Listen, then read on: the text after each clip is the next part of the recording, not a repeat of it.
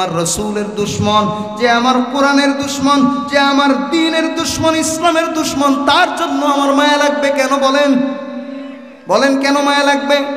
দ্বীন কি আমার কাছে অপ্রিয় সেই ব্যক্তির চেয়ে যে ব্যক্তি দ্বীনের বিরোধিতা করে? তাহলে ব্যক্তিকে আপনার ভালো লাগে, এই জন্য ব্যক্তির বিরুদ্ধে আপনি কথা বলবেন না, বদদোয়া করবেন না, তার মানে আপনিও কোরআন বিরোধী লোক। এই ঠিকটা আবার 2-3 জন বলতেছে। খুব সাবধান, শুধু নামাজ পড়লেই পাক্কা ইমানদার হওয়া যায় না। নামাজের পাশাপাশি কোরআন, হাদিস, আল্লাহ, রসুল, দ্বীন, ইসলাম সব কিছুকে মুহাব্বত করতে হবে নিজের জীবনের চেয়ে। এবং এটার জন্য যদি কখনো পরীক্ষা দিতে হয়, সেই পরীক্ষা দিয়েও পরীক্ষায় পাশ করতে হবে, ঠিক কিনা? শুধুমাত্র মুখে মুখে বললাম আমি ইসলামকে ভালোবাসি, মাদ্রাসাকে ভালোবাসি, দ্বীনকে ভালোবাসি, যখন আমি এই কথাটা দাবি করি, আবার একটু পরে বাজারে শুনলাম অমুক মাদ্রাসায় হুজুর একটা খারাপ কাজ করেছে, আপনি সাথে সাথে বলে ফেলছেন হুজুররা সবাই খারাপ, সব মাদ্রাসায় আকাম হয়, বলতেছেন না? তাহলে আপনি কি মাদ্রাসাকে মহব্বত করেন? দুর্ঘটনা 2-1 জায়গায় ঘটতেই পারে, পারে না? হুজুররাও মানুষ, আলেম উলামারাও মানুষ, তাদেরও ভুল ভ্রান্তি হতে পারে, 2-1টা দুর্ঘটনা ঘটতে পারে। এর জন্য আপনি তো পুরা হুজুরদেরকে ঢালাওভাবে খারাপ বলতে পারেন না, কারণ আল্লাহ নিজে বলেছেন ইন্নামা ইয়াখশাল্লাহা মিন ইবাদিহিল উলামা। বলেন না আল্লাহু আকবার। আল্লাহ বলেন আমার বান্দাদের মধ্যে সবচেয়ে বেশি আলেমরা আমাকে ভয় করে, আলেমরা ভয় করে, সবচেয়ে বেশি ভয় করে আলেমরা আমাকে। আল্লাহ ঘোষণা করছেন বেশিরভাগ আলেম আমাকে ভয় করে, আলেমরা ভালো। আর আমরা এক আলেম একটু অপরাধ করার সাথে সাথে ঢালাওভাবে বলে দিই সব হুজুররাই খারাপ। তার মানে আপনি বাস্তবে কোনো হুজুরকে মহব্বত করেন না। করেন? কেন করেন না? কারণ হলো কোরআনের প্রতি মহব্বত নেই, এই জন্য কোরআনওয়ালাদের প্রতি মহব্বত নেই। কোরআনের প্রতি মহব্বত বেশি নেই, কারণে কোরআনওয়ালাদের প্রতি মহব্বত নেই। কোরআনের প্রতি মহব্বত নেই, তার প্রমাণ হলো বর্তমান জামানায় 90% জন মুসলমান সহিভাবে কোরআন পড়তে পারে না, ঠিক কিনা? আপনি যদি কোরআনকে মহব্বত করতেন, অবশ্যই অবশ্যই যেভাবেই হোক সহিভাবে কোরআন তেলাওয়াত শিখতেন। এবার দেখেন আবু লাহাবের কি হলো? নবীজির বিরোধিতা করলো, আল্লাহর নবীকে অভিশাপ করলো। আল্লাহ পাক পাল্টা বদদোয়া করে অভিশাপ দিয়ে পুরো একটা সূরা নাজিল করে দিলেন, সূরা লাহাব, যেটা সমস্ত মুসলমানরা সাধারণত এটা কোরআন শরীফ পুরা পড়তে না জানলেও সূরা লাহাব সবার মুখস্থ, ঠিক কিনা? আল্লাহ ব্যবস্থা করেছেন, আল্লাহ বুঝিয়েছেন, ও উম্মতে মুহাম্মাদি শুনে রাখো, যারা কোরআনের বিরোধিতা করে তাদের জন্য বদদোয়া কিয়ামত পর্যন্ত চলবে।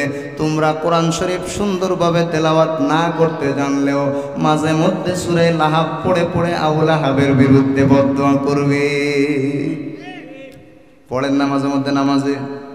নাকি সূরা বাকারা পুরা শেষ করেন? ওই ঘুরাই ফিরাই তো দিনের মধ্যে তাব্বাত ইয়াদা কুল হুয়াল্লাহ, ফালাক, নাস এগুলোই তো পড়েন নাকি?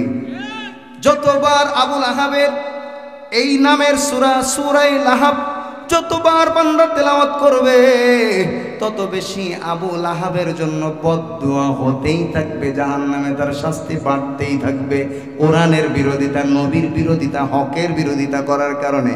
এবার বদর যুদ্ধে যখন কাফেররা পরাজিত হলো, পরাজিত হওয়ার পরে আবু লাহাব এত পরিমাণ কষ্ট পেয়েছে, এত পরিমাণ রাগান্বিত হয়েছে, তার শরীরের মধ্যে একটা রোগ ছড়িয়ে পড়েছে। বর্তমান জামানায় যদি রোগটা হতো, ডাক্তাররা গবেষণা করে বলে দিত এটা হলো একেবারে মরণ ব্যাধি, ক্যান্সার। শরীরের মধ্যে গোটা গোটা হয়ে গেছে, ঘাড় মতো হয়ে গেছে। এই গোটা গোটা উঠে এক পর্যায়ে পচন ধরে গেছে। আবু লাহাবের পাশে আর কেউ থাকতো না। পরিবারের সদস্যরা তাকে এক জায়গায় রেখে সবাই তার কাছ থেকে দূরে চলে গেছে। কোরআনের বিরোধিতা করা, হকের বিরোধিতা করা, নবীর বিরোধিতা করার পরিণতি কি হয়েছে দেখেন। এত পরিমাণ কষ্ট পেয়েছে, মৃত্যুর আগে প্রায় 3 দিন পর্যন্ত, কোন বর্ণনা মতে 7 দিন পর্যন্ত তার কাছে কেউ যায়নি, তার কাছে একেবারে কেউ যায়নি।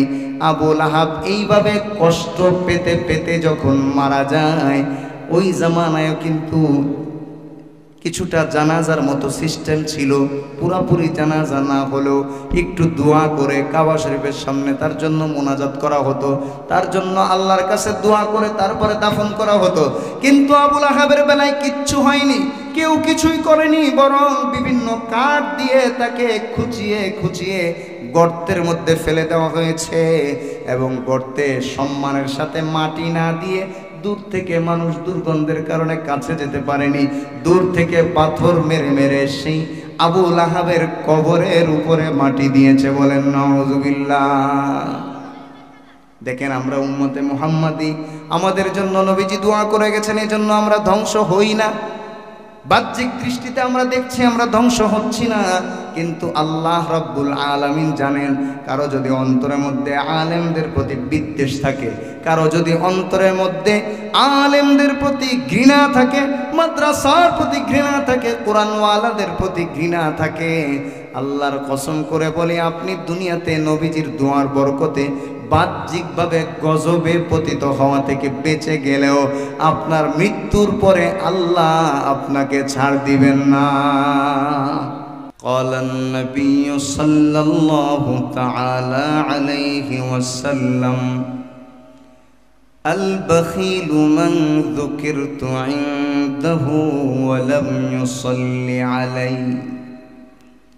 আল্লাহর নবী মুহাম্মদুর রাসূলুল্লাহ সাল্লাল্লাহু আলাইহি ওয়াসাল্লাম বলেন না সাল্লাল্লাহু আলাইহি ওয়াসাল্লাম, আমার নাম যার সামনে উচ্চারণ করা হয় অথবা আমার আলোচনা করা হয় কিন্তু সে আমার উপরে দুরূদ শরীফ পড়ে না, এ হলো বখিল, কৃপণ। কারণ দুরূদ শরীফ পড়তে কোনো প্রকার টাকা পয়সা লাগে না, খুব বেশি পরিশ্রমের কাজও না। এরপরেও যে আমার নাম শোনার পরেও দুরূদ শরীফ পড়ে না, সে হলো সবচেয়ে বড় কৃপণ। বলেন নাউযুবিল্লাহ। যারা যারা কৃপণ আছেন হাত তোলেন। কৃপণ কে কে আছে? নেই কেউ। আল্লাহর নবী সাল্লাল্লাহু আলাইহি ওয়াসাল্লাম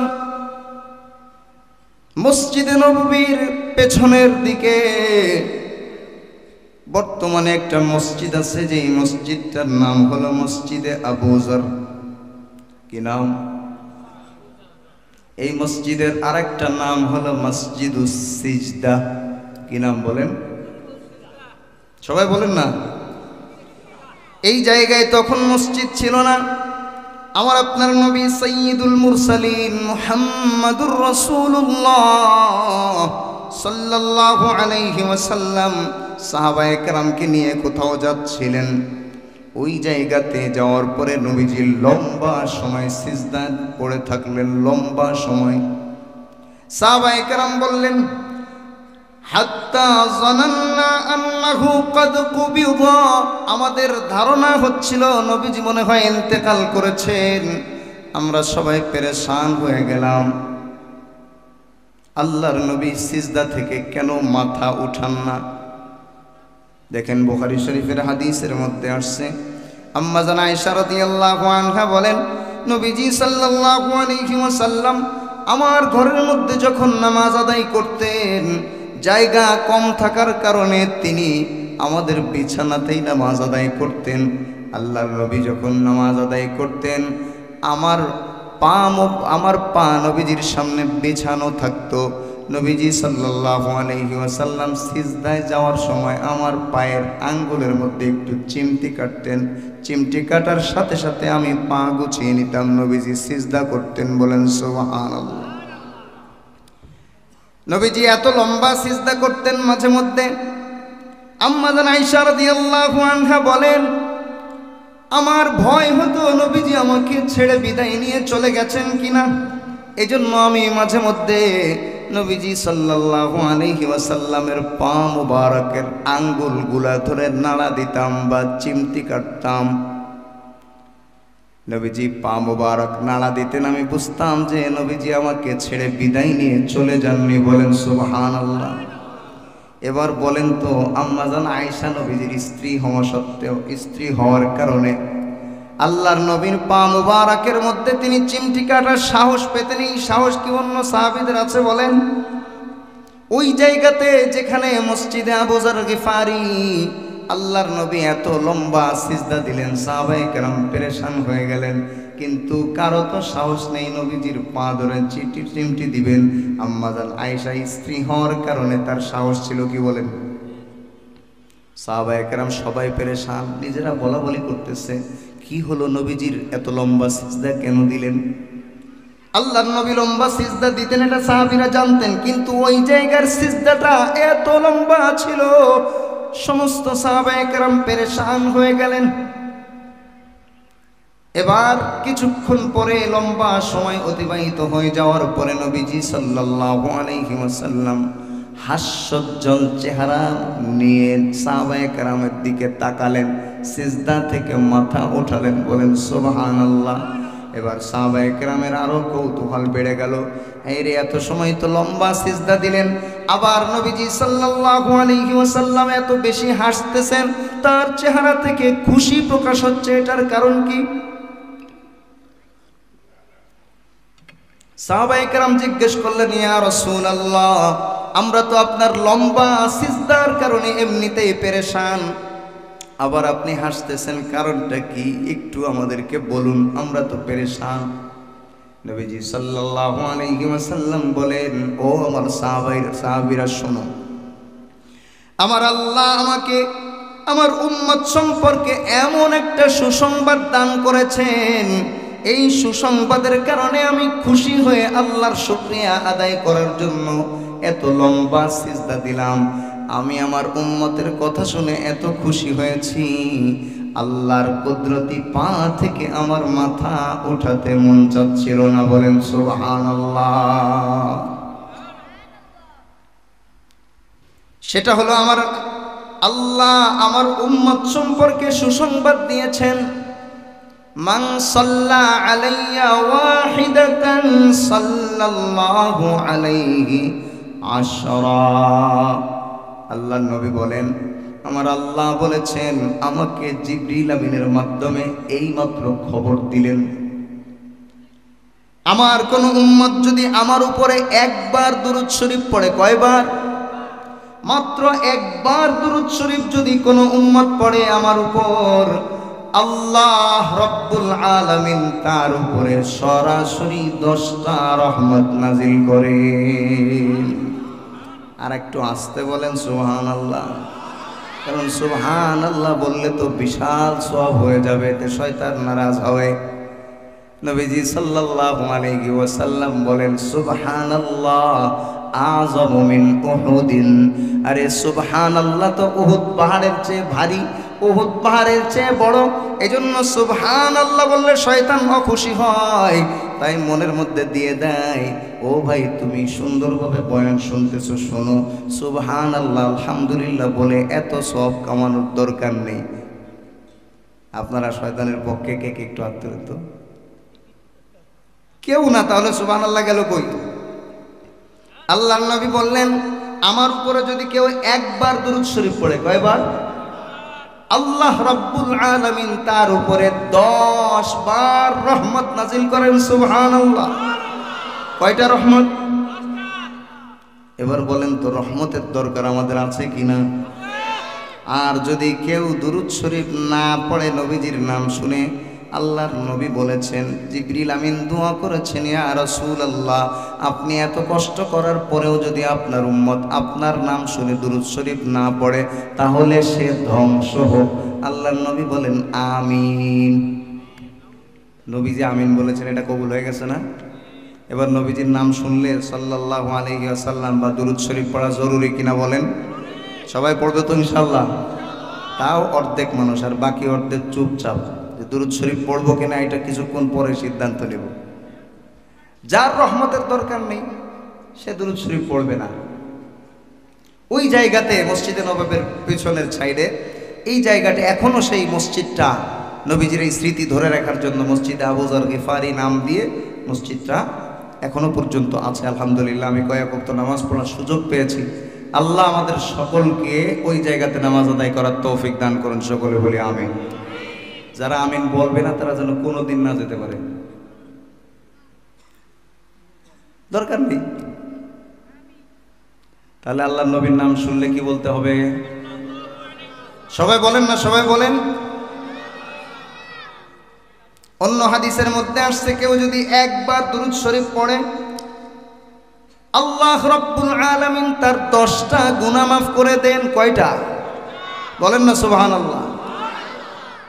এবং 10 গুণ মর্যাদা আল্লাহ বাড়িয়ে দেন। আপনি দোয়া করবেন লম্বা সময়, ঘন্টার পরে ঘন্টা আল্লাহর কাছে দোয়া করবেন।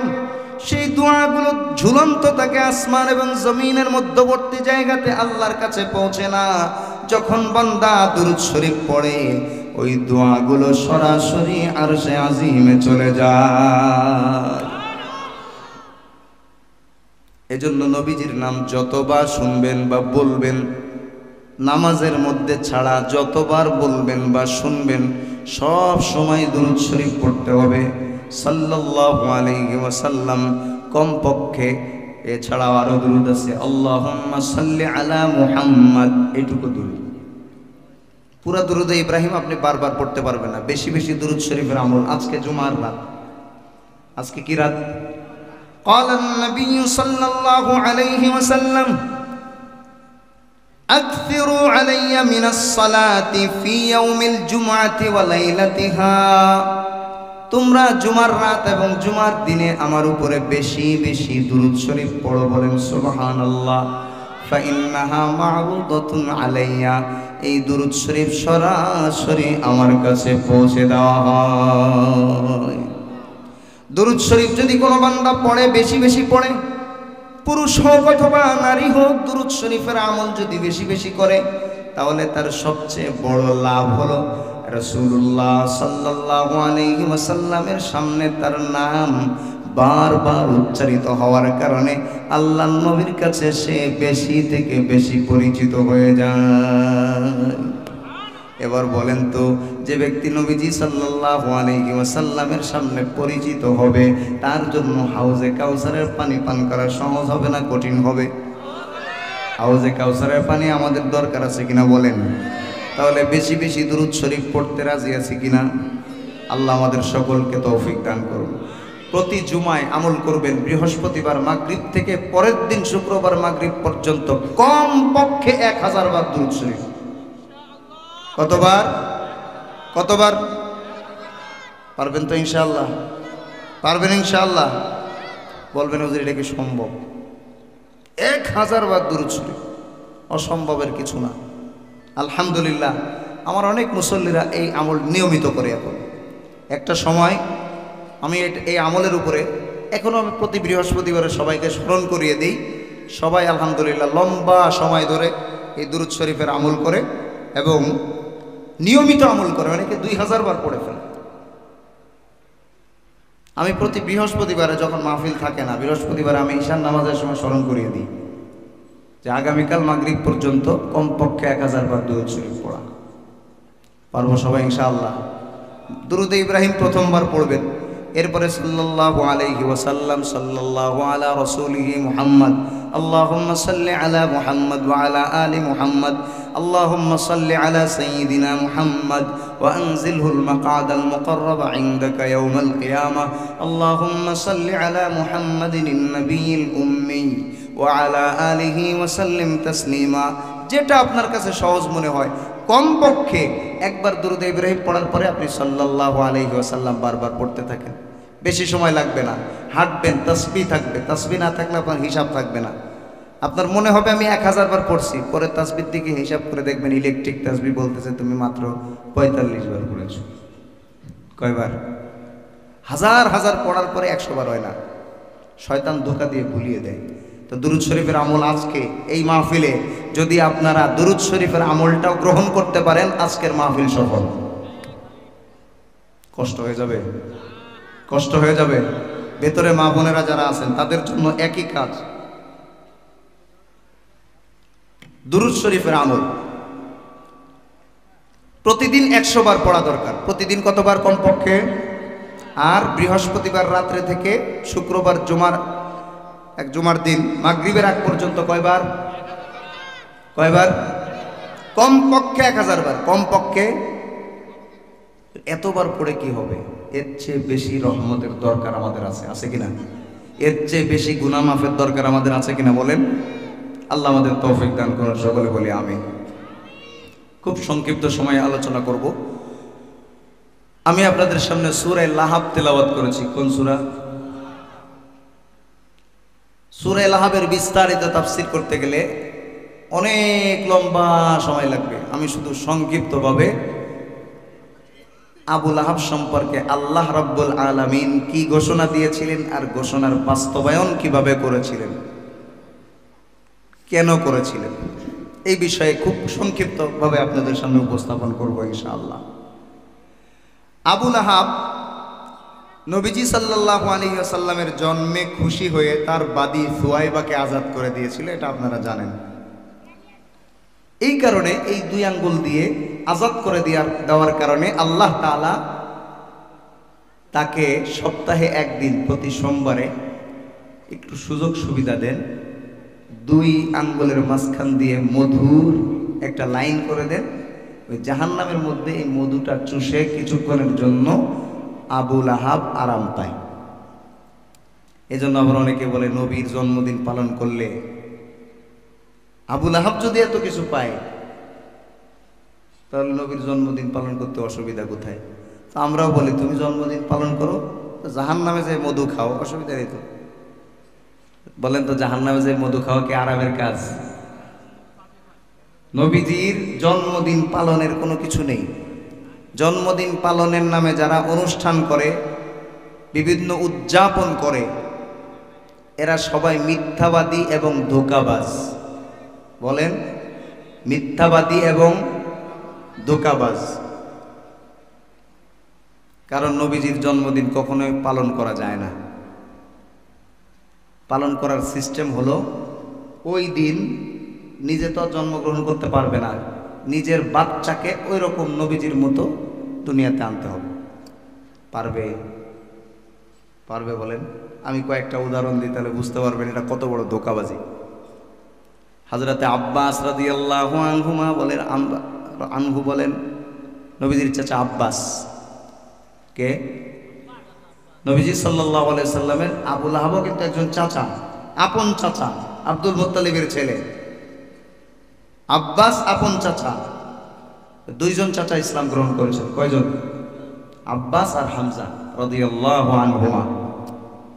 হযরতে আব্বাস বলেন, আল্লাহর নবী সাল্লাল্লাহু আলাইহি ওয়াসাল্লাম যখন দুনিয়াতে আসলেন, খাতনা করা অবস্থায় দুনিয়াতে আসলেন। বলেন সুবহানাল্লাহ। মুসলমানি করানো অবস্থায় দুনিয়াতে আসলেন। বলেন তো বর্তমান যদি কেউ নবীর জন্মদিন উদযাপন করতে চায়, কোনো বাচ্চাকে মায়ের পেট থেকে মুসলমানি বা খাতনা করানো অবস্থায় আনতে পারবে?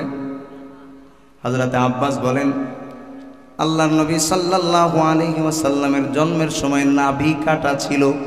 কারণ নাভির সাথে একটা রগ বের হয় যেটা দেখতে খারাপ দেখা যায়।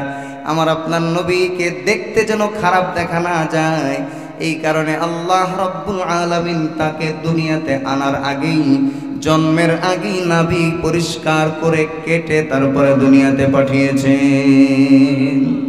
আরে সুবহানাল্লাহ, একটু জোরে বলুন। দুনিয়ার সমস্ত বাচ্চারা পুরা উলঙ্গ অবস্থায় দুনিয়াতে আসে, জন্মগ্রহণ করে, মায়ের পেট থেকে দুনিয়াতে আসে পুরা উলঙ্গ, একেবারে কোনো কাপড় ছাড়া। আমিনা বলেন, আমার সন্তান মুহাম্মদ যখন জন্মগ্রহণ করেছিল, আমার সন্তান মুহাম্মাদের নাভি থেকে হাঁটুর নিচ পর্যন্ত একটা জান্নাতি পোশাকে আবৃত ছিল। বলেন সুবহানাল্লাহ। বলেন কেউ এটা পালন করতে পারবে, উদযাপন করতে পারবে? বিস্তারিত বলার সময় নেই, সময় থাকলে বলতে পারতাম, লম্বা আলোচনা। আল্লাহর নবী সাল্লাল্লাহু আলাইহি ওয়াসাল্লাম জন্মগ্রহণ যখন করেন, পুরা ঘর আলোকিত হয়ে গেছে, পুরা এলাকা ঘ্রাণ যুক্ত হয়ে গেছে, ঘ্রাণে ভরে গেছে, সুশোভিত হয়ে গেছে। বলেন সুবহানাল্লাহ। আল্লাহর নবী যখন জন্মগ্রহণ করেন, ফাতিমা বিনতে আব্দুল্লাহ নামে একজন নারী ওই সময় ওখানে উপস্থিত ছিলেন।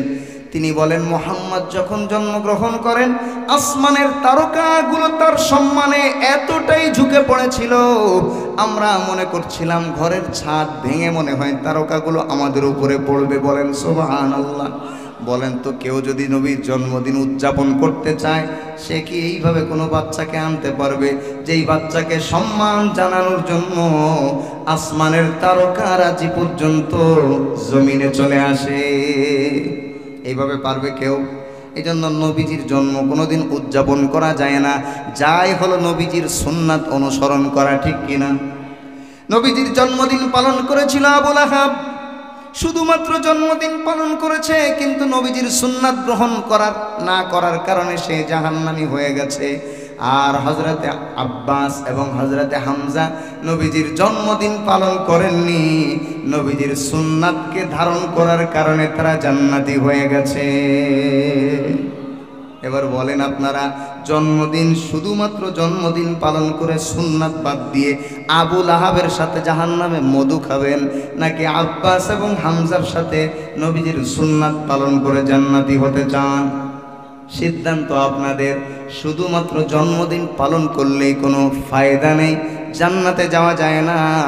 আর জন্মদিন পালন না করেও যদি কেউ নবীর সুন্নাতকে, সিরাতকে আঁকড়ে ধরে, হযরতে আব্বাস এবং হামজার মতো তারাও জান্নাতি হয়ে যাবে। সুবহানাল্লাহ। নবীজির চাচা আবু লাহাব, এই আবু লাহাবকে আল্লাহর নবী সাল্লাল্লাহু আলাইহি ওয়াসাল্লাম সবার সাথে একসাথে দাওয়াত দিলেন। আল্লাহ তাআলা একটা আয়াত নাজিল করলেন, ওয়া আনজির আশীরাতাকাল আকরাবিন। আল্লাহ তাআলা বলেন, ও নবী, আপনি আপনার নিকটাত্মীয় যারা আছে তাদেরকে ভয় দেখান। এই কথা শোনার পরে নবীজি সাল্লাল্লাহু আলাইহি ওয়াসাল্লাম সবাইকে ডাক দিলেন। পাহাড়ের উপরে উঠে, সাফা পাহাড় মক্কা মুকাররমার সবচেয়ে কাছে, যেখান থেকে সাই শুরু করতে হয়। হাজিরা বা উমরাকারীরা তওয়াফ করার পরে যে সাই করে, এই সাইটা শুরু করতে হয় সাফা পাহাড় থেকে। কারণ হযরতে হাজেরা ইসমাইল আলাইহিস সালামের জন্য পানি তালাশ করতে সর্বপ্রথম সাফা পাহাড়ে গিয়েছিলেন, ওখান থেকে আবার মারওয়া পাহাড়ে গিয়েছিলেন। ওই সাফা এবং মারওয়া এই দুই জায়গায় 7 বার যাওয়া আসা করার নাম, এটা হলো সাই। এটা হজের মধ্যেও জরুরি, উমরার মধ্যেও জরুরি, ওয়াজিব। আল্লাহ আমাদের সবাইকে সাই করার তৌফিক দান করুন, সকলে বলি আমিন। এবার নবীজি সাল্লাল্লাহু আলাইহি ওয়াসাল্লাম সাফা পাহাড়ে উঠে গেলেন, ডাক দিলেন, ইয়া বনি ফিহর, ইয়া বনি আদি। যারা কুরাইশ বংশের বিভিন্ন দল উপদলে বিভক্ত, তাদের প্রত্যেক দলের নাম ধরে ধরে নবীজি ডাকলেন। ডাকার পদ্ধতি ছিল, নবীজি সাল্লাল্লাহু আলাইহি ওয়াসাল্লাম তার হাত মোবারকে একটা কাপড় নিয়ে মাথার উপর দিয়ে নাড়াচ্ছিলেন আর পাহাড়ের দিকে যাচ্ছিলেন। আর আরবের লোকেরা ওই জামানায় মানুষকে ডাকার জন্য, আহ্বান করার জন্য পরনের কাপড়টা খুলে মাথার উপরে নাড়াতো। বলেন নাউযুবিল্লাহ। কিন্তু নবীজি তো সবচেয়ে ভদ্র মানুষ, কি বলেন? এই জন্য নবীজি পরিধানের কাপড় ঠিক রেখে আলাদা একটা কাপড় মাথার উপরে দিয়ে মানুষকে ডাকলেন, কুরাইশদেরকে ডাকলেন, সবাইকে ডেকে বললেন, ইন্নী নাযীরুল লাকুম বাইনা ইয়াদাই আযাবিন শাদীদ। আমি তোমাদেরকে ভীতি প্রদর্শনকারী, তোমাদের সামনে কঠিন আযাব রয়েছে। কারণ তোমরা তো আল্লাহ রাব্বুল আলামিনের সাথে শিরিক করো, আল্লাহর ইবাদত না করলে আল্লাহর আযাব থেকে তোমরা বাঁচতে পারবে না। সংক্ষিপ্তভাবে বলছি, নবীজি লম্বা খুতবা দিলেন, স্বীকারোক্তি নিলেন। সবাই বলছেন, মা জাররাবনাকা ইল্লা সিদকা। ও মুহাম্মদ, তোমাকে তো আমরা সত্যবাদী ছাড়া পাইনি, তুমি তো আমাদের কাছে পরীক্ষিত সত্যবাদী আমানতদার। বলেন সুবহানাল্লাহ। তুমি যা বলবা বিশ্বাস করব। কিন্তু আল্লাহর নবী যখন বলেছেন, কুলু লা ইলাহা ইল্লাল্লাহু তুফলিহুন, আল্লাহ নবী যখন বলেন তোমরা বলো লা ইলাহা ইল্লাল্লাহ, সফল কাম হয়ে যাবে, এই কথা শোনার সাথে সাথে এই আবু লাহাব নবীজির আপন চাচা, যে নবীজির জন্মে খুশি হয়ে তার বাদী সুয়াইবাকে 2 আঙ্গুলের ইশারায় আজাদ করে দিয়েছিল, এই আবু লাহাব এতটা ক্ষিপ্ত হলো, রাগান্বিত হলো। আবু লাহাব বলছে তাব্বাল্লাকা আলিহাদা জামা'তানা ইয়া মুহাম্মদ, আয় মুহাম্মদ তুমি ধ্বংস হও, তুমি এই কারণে আমাদেরকে এখানে ডেকেছো, আমাদের সময় নষ্ট করছো। বলেন না নাউজুবিল্লাহ। আল্লাহর নবীকে বলছে ধ্বংস হও। কাকে ধ্বংস হতে বলেছে? কে দেখেছেন? বলেন তো কে দেখেছেন? আরে আল্লাহর নাম 2-3 জন বলতেছেন, বুঝলাম না, আমি কি ইংরেজিতে কথা বলতেছি আপনাদের সামনে? তাহলে আল্লাহ এবং রসুলের নাম বলতে এত অসুবিধা কোথায়? বলেন না কে বলেছেন? আল্লাহর নবী কার দাওয়াত দিচ্ছেন? বলেন কার দিকে দাওয়াত দিচ্ছেন? আল্লাহ রাব্বুল আলামিনের দিকে দাওয়াত দিচ্ছেন। আর সেই নবীকে অপমান করে বদদুয়া করেছে আবু লাহাব, সেটা আল্লাহ দেখছেন না? এটা হতেই পারে না। আল্লাহ দেখছেন কিনা? আল্লাহ দেখেছেন। সাথে সাথে আয়াত নাজিল করে দিলেন, তাব্বাত ইয়াদা আবি লাহাবিন ওয়া তাব মা আগনা আনহু মালুহু ওয়া মা কাসাব।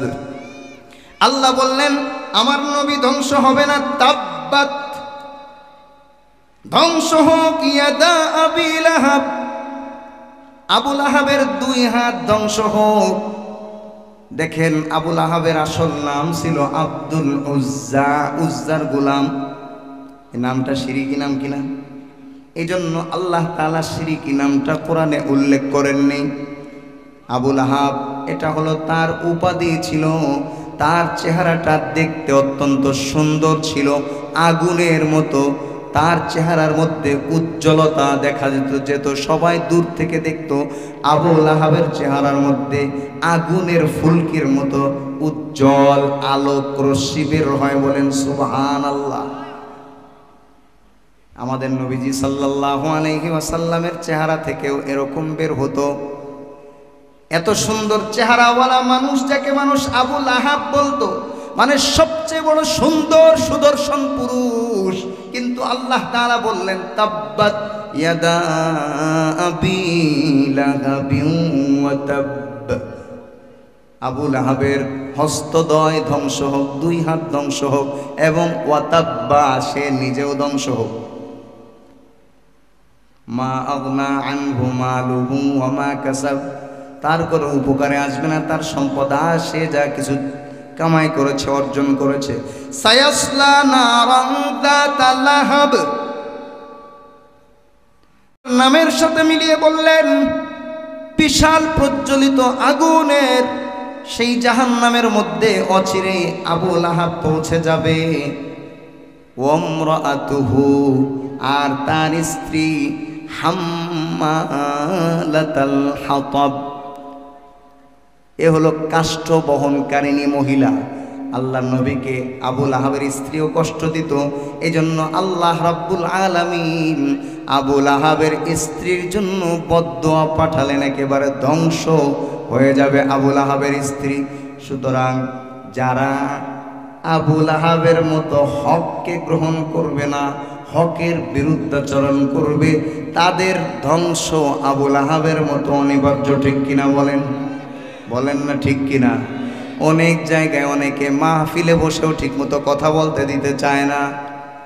জুমার নামাজে ইমাম খতিবরা হক কথা বলবেন সেটাও বলতে দিতে চায় না।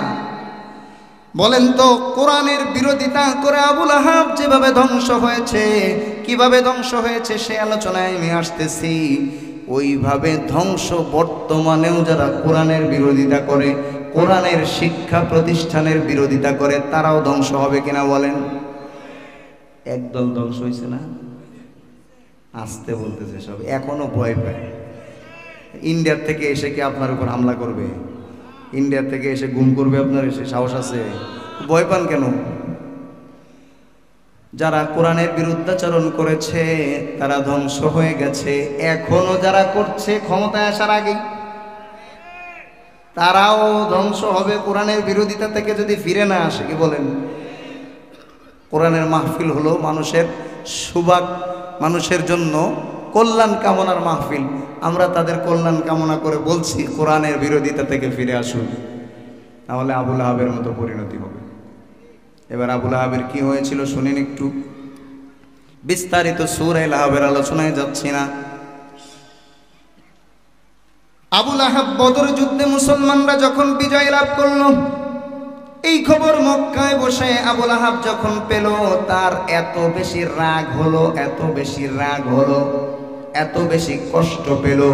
এই রাগ আর কষ্টের কারণে সে অসুস্থ হয়ে পড়ল। বলেন না সুবহানাল্লাহ। কোরআনের বিরোধিতা যারা করে তাদের একটু রোগ ব্যাধি হলে, গজব আসলে আপনারা খুশি হবেন না? নাকি মায়া লাগবে? আবুল আহাবের প্রতি যদি কেউ কারো মায়া লাগে, তার নবীজির প্রতি মায়া নেই, ঠিক কিনা?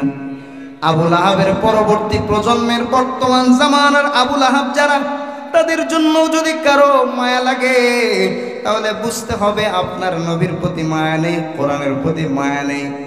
অনেকেই বলে হুজুররা এখন শুধু বদদুয়া করে। তো বদদুয়া না, যে আমার রসুলের দুশ্মন, যে আমার কোরআনের দুশ্মন, যে আমার দ্বীনের দুশ্মন, ইসলামের দুশ্মন, তার জন্য আমার মায়া লাগবে কেন? বলেন বলেন কেন মায়া লাগবে? দ্বীন কি আমার কাছে অপ্রিয় সেই ব্যক্তির চেয়ে যে ব্যক্তি দ্বীনের বিরোধিতা করে? তাহলে ব্যক্তিকে আপনার ভালো লাগে, এই জন্য ব্যক্তির বিরুদ্ধে আপনি কথা বলবেন না, বদদুয়া করবেন না, তার মানে আপনিও কোরআন বিরোধী লোক। এই ঠিকটা আবার 2-3 জন বলতেছে। খুব সাবধান, শুধু নামাজ পড়লেই পাক্কা ইমানদার হওয়া যায় না। নামাজের পাশাপাশি কোরআন, হাদিস, আল্লাহ, রসুল, দ্বীন, ইসলাম সব কিছুকে মুহাব্বত করতে হবে নিজের জীবনের চেয়ে। এবং এটার জন্য যদি কখনো পরীক্ষা দিতে হয়, সেই পরীক্ষা দিয়েও পরীক্ষায় পাশ করতে হবে, ঠিক কিনা? শুধুমাত্র মুখে মুখে বললাম আমি ইসলামকে ভালোবাসি, মাদ্রাসাকে ভালোবাসি, দ্বীনকে ভালোবাসি, যখন আমি এই কথাটা দাবি করি, আবার একটু পরে বাজারে শুনলাম অমুক মাদ্রাসায় হুজুর একটা খারাপ কাজ করেছে, আপনি সাথে সাথে বলে ফেলছেন হুজুররা সবাই খারাপ, সব মাদ্রাসায় আকাম হয়, বলতেছেন না? তাহলে আপনি কি মাদ্রাসাকে মহব্বত করেন? দুর্ঘটনা 2-1 জায়গায় ঘটতেই পারে, পারে না?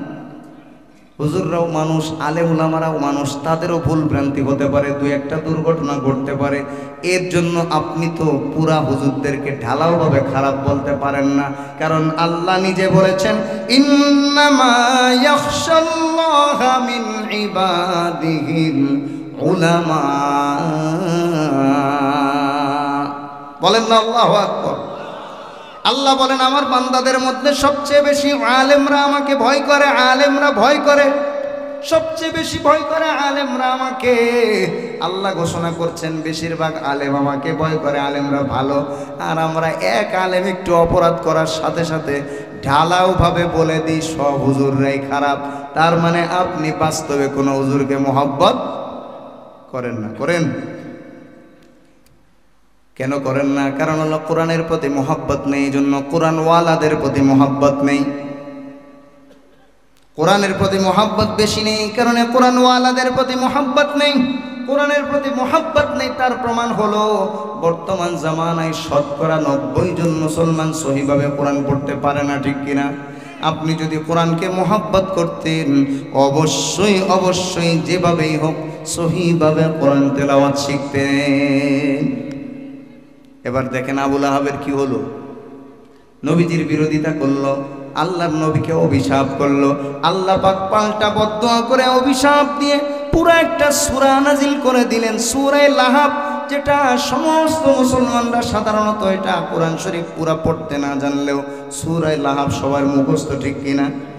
আল্লাহ ব্যবস্থা করেছেন, আল্লাহ বুঝিয়েছেন, ও উম্মতে মুহাম্মাদি শুনে রাখো, যারা কোরআনের বিরোধিতা করে তাদের জন্য বদদুয়া কিয়ামত পর্যন্ত চলবে। তোমরা কোরআন শরীফ সুন্দরভাবে তেলাওয়াত না করতে জানলেও মাঝে মধ্যে সূরা লাহাব পড়ে পড়ে আবুল আহাবের বিরুদ্ধে বদদুয়া করবে। পড়েন না মাঝে মধ্যে নামাজে? নাকি সূরা বাকারা পুরা শেষ করেন? ওই ঘুরাই ফিরাই তো দিনের মধ্যে তাব্বাত ইয়াদা কুল হুয়াল্লাহ ফালাক নাস এগুলোই তো পড়েন নাকি? যতবার আবু লাহাবের এই নামের সূরা সূরায়ে লাহাব যতবার বান্দা তেলাওয়াত করবে তত বেশি আবু লাহাবের জন্য বদদুয়া হতেই থাকবে, জাহান্নামে তার শাস্তি বাড়তেই থাকবে। কোরআনের বিরোধিতা, নবীর বিরোধিতা, হকের বিরোধিতা করার কারণে। এবার বদর যুদ্ধে যখন কাফেররা পরাজিত হলো, পরাজিত হওয়ার পরে আবু লাহাব এত পরিমাণ কষ্ট পেয়েছে, এত পরিমাণ রাগান্বিত হয়েছে, তার শরীরের মধ্যে একটা রোগ ছড়িয়ে পড়েছে।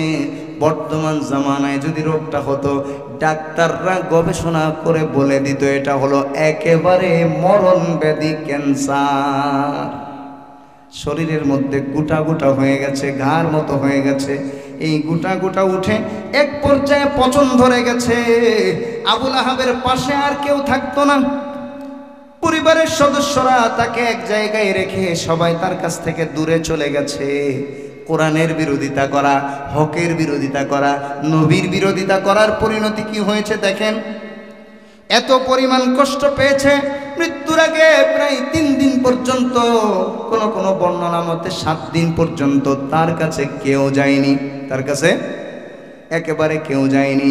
আবু লাহাব এইভাবে কষ্ট পেতে পেতে যখন মারা যায়, ওই জামানায় কিন্তু কিছুটা জানাজার মতো সিস্টেম ছিল।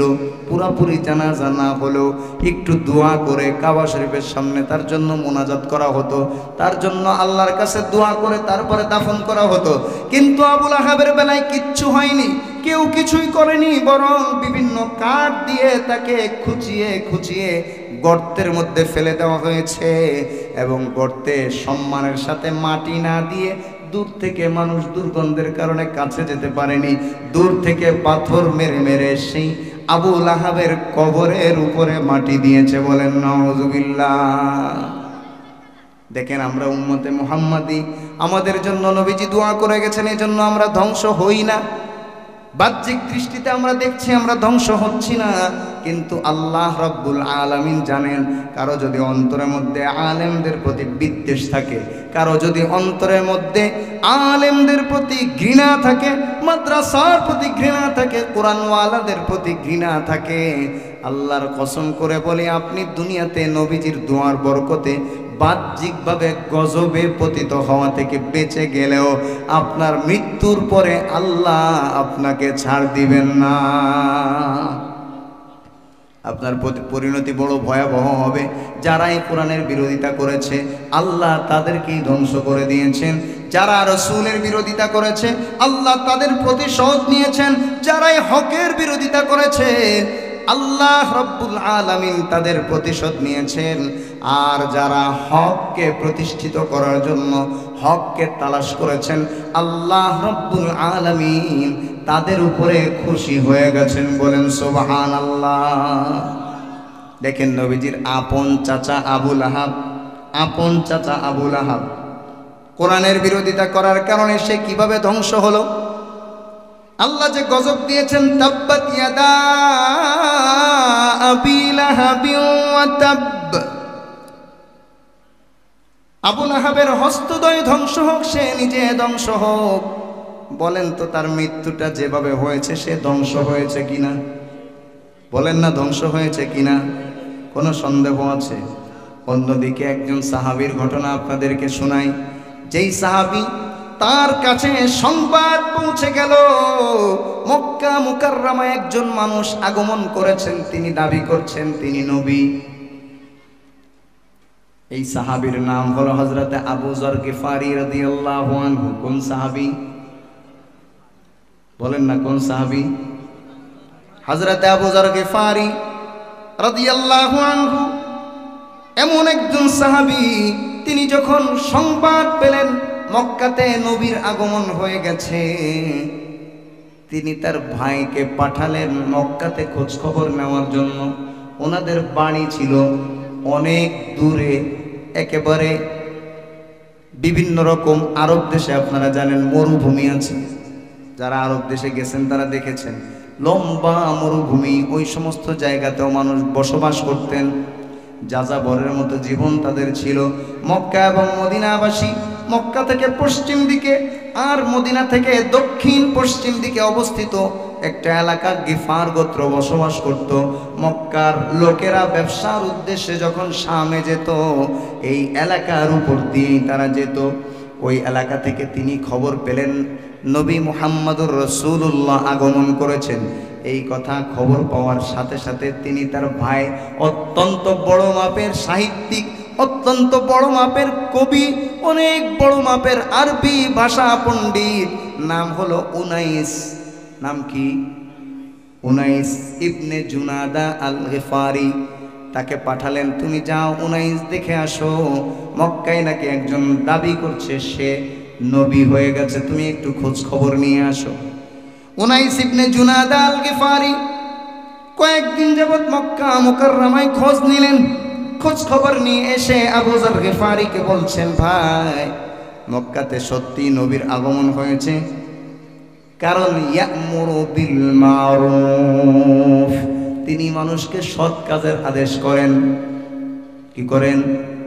ওয়ায়ানহা আনিল মুনকার, অসৎ কাজ থেকে মানুষকে বাধা দেন, বিরত রাখার চেষ্টা করেন। ফাহিশা কাজ থেকে মানুষকে বিরত রাখেন। নিশ্চয় তিনি কবি ছাড়া, তিনি নবী ছাড়া কেউ হতে পারেন না। কারণ আমি তো অনেক বড় কবি, আমি ওনার কথাগুলো মিলিয়ে দেখেছি, এটা কোনো কবির কথা না, কোনো সাহিত্যিকের কথা না। বলেন সুবহানাল্লাহ। আরে কোরআনের প্রশংসা শুনছেন, বলেন আল্লাহু আকবার। কোরআন কি কারো বানানো কবিতা? কোরআন কি কারো বানানো সাহিত্য, গদ্য পদ্য? না না না। উনাইস ইবনে জুনাদা আল গিফারি বলেন, নিঃসন্দেহে এটা এসেছে মিনাস সামা। কোথা থেকে? কোথা থেকে বলেন? আসমান থেকে এসেছে নিঃসন্দেহে, কোনো সন্দেহ নেই। এটা কোনো মানুষের কালাম হতে পারে না, এটা কোনো মানুষের বানানো কবিতাও না। অত্যন্ত চমৎকার আরবি, এই আরবি কোনো মানুষ বানাতে পারে না। কারণ আমি তো আরবি পণ্ডিত, আমার তো ভাষা জ্ঞান আছে, কবিতার জ্ঞান আছে, সাহিত্যের জ্ঞান আছে, কিন্তু আমি মিলিয়ে দেখেছি এটা কোনো সাধারণ মানুষের বানানো হতেই পারে না। বলেন সুবহানাল্লাহ। হযরতে আবু যর গিফারি এতটুকু শুনলেন, শুনে বললেন, না ভাই, তোমার এই কথায় আমি সন্তুষ্ট হতে পারছি না, আমি নিজেই যাব। তিনি তার ব্যাগ গোছালেন, কিছু খাবার নিলেন, নিয়ে মক্কা মুকাররমার উদ্দেশ্যে রওনা হয়ে গেলেন। বলেন না সুবহানাল্লাহ। হযরত আবু যর গিফারির আসল নাম ছিল জুনদুব। জুনদুব কি নাম? জুনদুব, জিম নুন দাল বা। জুনদুব ইবনে জুনাদা আল গিফারি। আবু যর ওনার হলো উপনাম। হযরত আবু যর গিফারি রাদিয়াল্লাহু আনহু মক্কাতে চলে আসলেন। খাবার শেষ হয়ে গেছে, কারণ শুকনা খাবার বেশি নিয়ে তো হাঁটা যায় না, চলাফেরা করা যায় না। যায় ওই সময় তো হেঁটেই চলাফেরা করতো, এই কারণে তিনি হাঁটা শুরু করলেন। পথে আস্তে আস্তে মক্কায় পৌঁছাতে পৌঁছাতে খাবার শেষ হয়ে গেছে। তিনি এসে অবস্থান নিলেন কাবা শরীফ এবং জমজমের মাঝামাঝি জায়গায়। বলেন সুবহানাল্লাহ। 1 মাস পর্যন্ত কাউকে কোনো কিছু না বলে একাধারে খোঁজ খবর নিচ্ছেন আল্লাহর নবী সাল্লাল্লাহু আলাইহি ওয়াসাল্লাম সম্পর্কে। তিনি আশপাশের মানুষের হাত ভাব দেখে বুঝেছেন এখানে নবী এসেছে, তবে নবীর পক্ষে যে কথা বলবে তার উপরে জুলুম নির্যাতন হবে, এজন্য তিনি প্রকাশ্যে কোনো কথা বলতে পারছেন না। এক হাদিসের বর্ণনা অনুযায়ী 27 দিন পর্যন্ত হযরতে আবু যর গিফারি রাদিয়াল্লাহু আনহু মক্কা মুকাররমায় আল্লাহর নবীর ব্যাপারে খোঁজ খবর নিয়েছেন। বলেন আল্লাহু আকবার। কতদিন পর্যন্ত? কতদিন? 27 দিন পর্যন্ত না খেয়ে অপেক্ষা করেছেন। হক জিনিসটাকে তিনি গ্রহণ করবেন, এই কারণে 27 দিন পরে না খাওয়া আবু যর গিফারির কাছে হযরত আলী আসলেন। এসে বললেন, হে আগন্তুক, হে মেহমান, আপনি চলুন, আমার বাসায় চলুন। আপনার মনে হয় খাবার দাবারের কোনো ব্যবস্থা নেই? পুরা 27 দিন না খেয়ে শুধুমাত্র জমজমের পানি পান করে তিনি হক তালাশ করেছেন, নবীজিকে তালাশ করেছেন। বলেন সুবহানাল্লাহ। এবার তিনি হযরতে আলী রাদিয়াল্লাহু আনহুর সাথে বাড়িতে চলে গেলেন। হযরত আলী রাদিয়াল্লাহু আনহু তিনি তাকে মেহমানদারি করলেন। আর তার ঘরে শোয়ার জন্য ব্যবস্থা করে দিলেন। সকালবেলায় আবার হারামে চলে আসলেন, এসে আবার নবীজিকে তালাশ করা শুরু করলেন। আবার সারাদিন খুঁজলেন, খোঁজ খবর নিলেন। রাত্রেবেলা হযরত আলী আবার ইশারা দিলেন, চলো ভাই, মেহমানকে নিয়ে চলে গেলেন তিনি বাড়িতে, যেয়ে খাবার খাওয়ালেন, আবার শোয়ার ব্যবস্থা করলেন। এটা কিন্তু প্রায় 1 মাস পরে, 27 দিনের পরে যে ঘটনা ঘটতেছে। 3 নম্বর দিন আবার হযরত আলী রাদিয়াল্লাহু আনহু হযরত আবু যর গিফারিকে নিয়ে বাসায় গেলেন। সকালবেলায় বলছেন, ভাই আপনাকে এখানে কিসে আসতে বাধ্য করেছে, আপনি কি কারণে এসেছেন, আপনি যদি আমার কাছে জানতে চান একটু বলেন, আমি আপনাকে রাস্তা দেখাবো। হযরত আবু যর গিফারি বলছেন, ভাই আপনি যদি আমাকে পথ দেখান, আপনি যদি আপনার জানা খোঁজ খবর ঠিকানা আমাকে বলেন, এই ওয়াদা আমার সাথে দেন, তাহলে অবশ্যই অবশ্যই আমি আপনাকে আমি পথ দেখাবো যদি আমি জানি। এবার তিনি বললেন, আমি আসছি মুহাম্মদ নামে একজন এখানে নবী দাবি করেছেন, তার ব্যাপারে জানতে, আপনি জানেন কিনা? আল্লাহর নবী সাল্লাল্লাহু আলাইহি ওয়াসাল্লাম সম্পর্কে হযরত আলী তো জানেন, কারণ হযরত আলী তো নবীর ঘরের মানুষ, কি বলেন? এবার তিনি বলছেন, ঠিক আছে, আমার সাথে আপনি হাঁটা শুরু করবেন। হাঁটতে হাঁটতে যদি শত্রু সামনে এসে যায়, আমি পানি ঢালার ভান করব, আপনি আমার কাছ থেকে একটু দূরে যেয়ে দাঁড়াবেন। একটা কৌশল অবলম্বন করলেন হযরত আলী রাদিয়াল্লাহু আনহু। আর যদি কোনো শত্রু না থাকে, আমি সরাসরি যার কাছে নিয়ে যাব, তিনি হলেন মুহাম্মাদুর রাসূলুল্লাহ। আল্লাহর নবী সাল্লাল্লাহু আলাইহি ওয়াসাল্লাম বললেন, হযরত আবু যর গিফারিকে দেখলেন। দেখার পরে হযরত আবু যর গিফারি বললেন, আরিদ আলাইয়াল ইসলাম, আমার কাছে ইসলাম পেশ করেন। নবীজি সাল্লাল্লাহু আলাইহি ওয়াসাল্লাম বললেন, কুল লা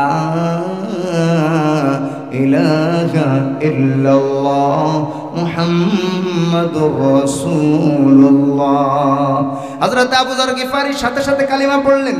আল্লাহর নবী সাল্লাল্লাহু আলাইহি ওয়াসাল্লাম বললেন, আবু যর, তুমি তোমার গিফার গোত্রের মধ্যে গিয়ে সেখানে দাওয়াত দিবে। যখন আমি তোমার কাছে খবর পাঠাবো, তখন তুমি তোমার পুরা জাতিকে নিয়ে আমার সামনে চলে আসবে। কিন্তু হযরত আবু যর বললেন, আল্লাহর কসম করে বলি, আমি এটা চুপে চুপে মেনে নিব তা না, আমি চিৎকার করে মানুষের সামনে কালিমা প্রকাশ করব। বলেন সুবহানাল্লাহ। হযরত আবু যর নবীজির কাছ থেকে বাইতুল্লাহ আসলেন, কাবা শরীফের সামনে আসলেন, এসে বললেন, আশহাদু আল্লা ইলাহা ইল্লাল্লাহ। আরে বলেন না সুবহানাল্লাহ। আবু যর গিফারি চিৎকার করে বললেন, আশহাদু আল্লা ইলাহা ইল্লাল্লাহ ওয়া আশহাদু আন্না মুহাম্মাদান আবদুহু ওয়া রাসূলুহু। কালিমা পড়ার সাথে সাথে কুরাইশ কাফেররা আবু যর গিফারির উপরে হামলে পড়ল, কঠিন আকারে মারধর করলো, তার উপরে সবাই উঠে পড়ল, সবাই তাকে চাপতেছে এবং তাকে মারধর করতেছে। এক পর্যায়ে হযরত আব্বাস রাদিয়াল্লাহু আনহু এসে তাকে উদ্ধার করে বললেন, এই কুরাইশের লোকেরা, তোমরা জানো না, তোমরা যে এলাকা দিয়ে ব্যবসার উদ্দেশ্যে যাও, সেটা হলো এই গিফার গোত্রের উপর দিয়ে তোমাদের যেতে হয়। আবু যর গিফারিকে যদি তোমরা হত্যা করো, তাহলে এদের এলাকা দিয়ে ব্যবসা করতে যেতে পারবে না, তাকে ছেড়ে দাও। প্রথম দিন মার খেলেন, হক গ্রহণ করতে গিয়ে প্রথম দিন মার খেলেন। দ্বিতীয় দিন আবার এসে বললেন, আশহাদু আল্লা ইলাহা ইল্লাল্লাহ ওয়া আশহাদু আন্না মুহাম্মাদান আবদুহু ওয়া রাসূলুহু। তৃতীয় দিন আবার মার খেলেন, সবাই মিলে মারল। হযরত আব্বাস এসে তাকে ঠেকালেন। 3 নম্বর দিন আবার এসে কাবার সামনে দাঁড়িয়ে বলছে, আশহাদু আল্লা ইলাহা ইল্লাল্লাহ ওয়া আশহাদু আন্না মুহাম্মাদান আবদুহু ওয়া রাসূলুহু। 3 নম্বর দিনও মার খেলেন, কিন্তু হককে ছাড়েননি, ইসলামকে ছাড়েননি।